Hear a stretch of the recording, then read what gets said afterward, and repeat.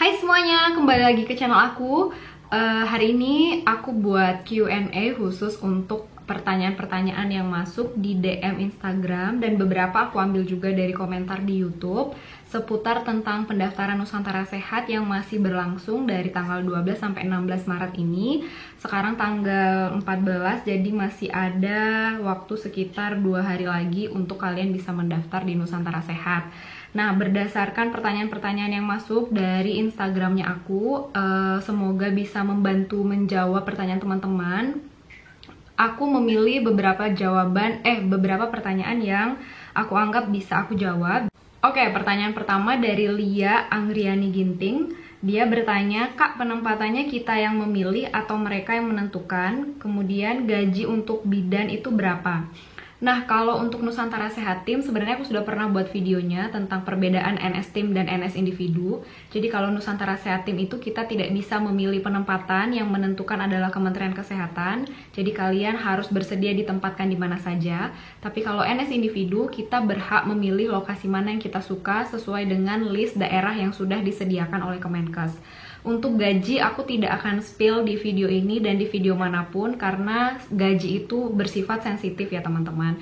Yang aku percaya bahwa teman-teman ikut NS ini bukan melihat gaji, tapi benar-benar pengabdian gitu. Aku mau mengajarkan teman-teman untuk mencoba bekerja itu mengabdi dulu deh. Gaji itu tidak sesuatu hal yang utama, tetapi pengabdian dan pekerjaan itu yang utama dulu gitu. Gaji itu hanya bonus. Kalau misalnya aku boleh kasih gambaran, kalian tidak akan kekurangan kalau misalnya sudah menjadi anggota Nusantara Sehat. Terus yang kedua, pertanyaannya dari Nandini LF. Dia bertanya, Kak, kalau misalnya aku salah klik data untuk kerja, aku kekliknya skala internasional, itu fatal atau enggak? Soalnya dataku udah verified, mana udah verified gitu ya. Kalau misalnya datanya udah verified sih kita berpikiran positif aja bahwa segala sesuatu akan berjalan dengan baik, supaya kita tidak kepikiran hal-hal negatif. Jadi kita tidak pusing gitu ya, tidak memikirkan hal-hal yang nggak harus dipikirkan. Jadi kalau misalnya semua data kalian sudah verified dan kamu sudah mengirimkan berkas, ya udah kita doakan saja hasil yang terbaik. Kalau fatal atau enggaknya, yang menentukan itu adalah pihak Kementerian Kesehatan atau pihak Nusantara Sehatnya. Oke? Terus ini ada pertanyaan dari Dias90.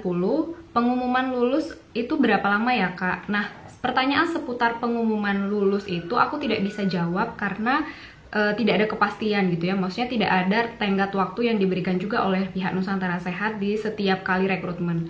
Tidak ada jadwal khusus, misal tanggal sekian pendaftaran, tanggal sekian pengumuman, tanggal sekian seleksi, itu nggak runut gitu dibuatnya di sebuah rekrutmen. Jadi yang menentukan itu semuanya adalah pihak NS. Kalau kalian bertanya ke aku nggak tahu jawabannya. Yang aku bisa sampaikan ke teman-teman adalah coba bersabar untuk menunggu. Jadi tidak usah terburu-buru. Jangan juga kapan ya selalu bertanya-tanya gitu. Kita sabar aja dengan waktu yang sudah disediakan gitu ya. Kalian juga harus aktif lihat website setiap hari. Aku juga dulu nggak ada kepastian, nggak tahu kapan pengumuman, nggak tahu kapan mau ujian. Tapi kita belajar untuk sabar di tahap ini ya. Belajar untuk mempergunakan waktu dengan baik gitu. Persiapan belajar itu sangat penting. Kalau kalian udah daftar, ya udah percaya nggak percaya, yakin nggak yakin, aku mau persiapkan diri aku untuk belajar gitu. Jadi apapun nanti hasilnya, lulus atau enggaknya seleksi admin, kamu udah siap untuk ujian berikutnya gitu. Jadi sabar aja ya kalian, cek-cek website Nusantara Sehat dan akun kalian juga setiap hari kalau bisa, supaya nggak kelewatan infonya. Kemudian pertanyaan berikutnya dari RNDDY, nggak tahu nih baca namanya gimana.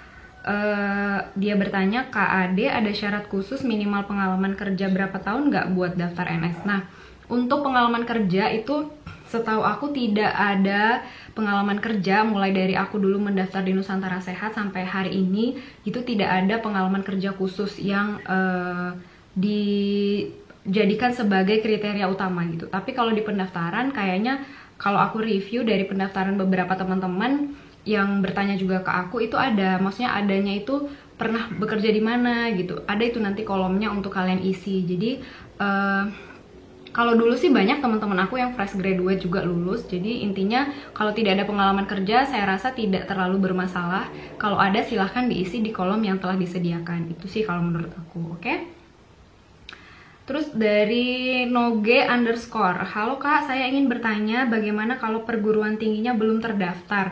Nah, kalau perguruan tingginya ini belum terdaftar di Nusantara Sehat, otomatis kalian saat ini belum bisa mendaftar karena Nusantara Sehat itu hanya menerima rekrutmen atau menerima tenaga kesehatan yang perguruan tingginya sudah terdaftar di sistem atau di akun Nusantara Sehat gitu ya.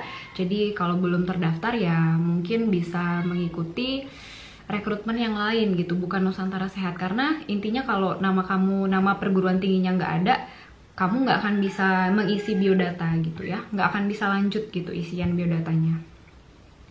Terus yang berikutnya ada dari Safrida Zahrin. Kak, aku masih galau menjadi peserta tunggu, soalnya ada yang bilang katanya ada yang tidak pernah dapat panggilan. Kalau aku sih lebih percaya kepada waktunya Tuhan ya. Kalau misalnya kita sudah ditentukan sebagai peserta tunggu dan sampai hari ini juga belum dipanggil, ya berarti memang belum waktunya gitu. Kalau misalnya ada orang-orang yang dulu yang menjadi patokan kamu bahwa dia tidak dipanggil, ya itu urusan dia gitu. Urusan kamu beda. Kalau kamu merasa nanti Tuhan pasti akan jawab deh, waktu yang tepat itu mungkin sekarang, mungkin tahun depan atau apa, dan kamu meyakini itu, aku yakin kamu akan dipanggil dalam waktu yang dekat ini. Jadi berdoa aja, apalagi peserta tunggu itu kalau menurut aku udah enak banget. Memang nggak enaknya cuma di bagian menunggu.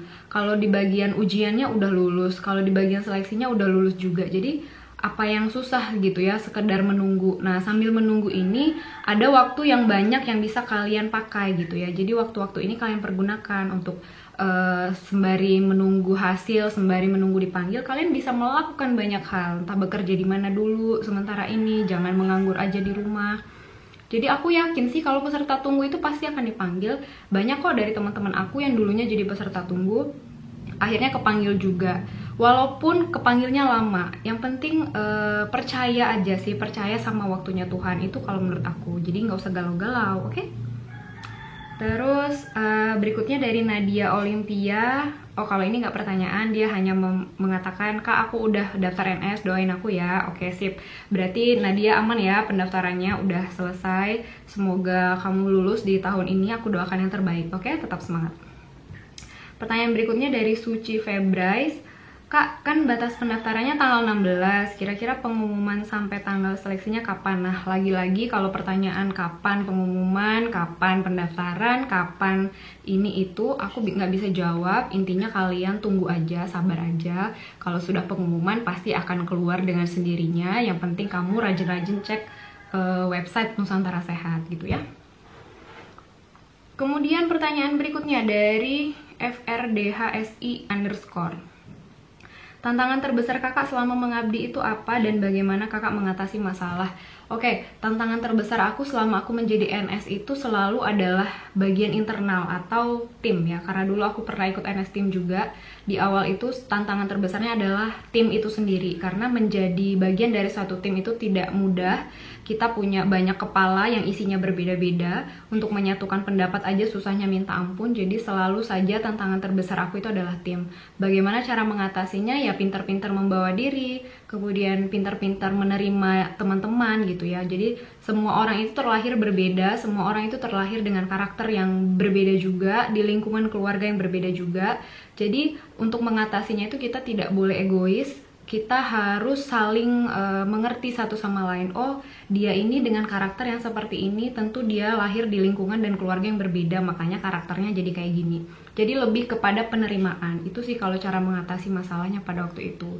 Ya tentu dibarengi juga lah ya dengan drama kayak nangis, itu pastilah nangis, sedih, curhat-curhatan sama teman-teman atau sama keluarga gitu. Tapi balik lagi, mengatasi masalah yang pertama itu adalah bagaimana kita menerima, kemudian bagaimana kita bisa memaafkan, dan kita bawa dalam doa dekat sama Tuhan gitu ya dalam mengatasi masalah. Karena menjadi anggota Nusantara Sehat Tim ini akan sangat jauh dari keluarga.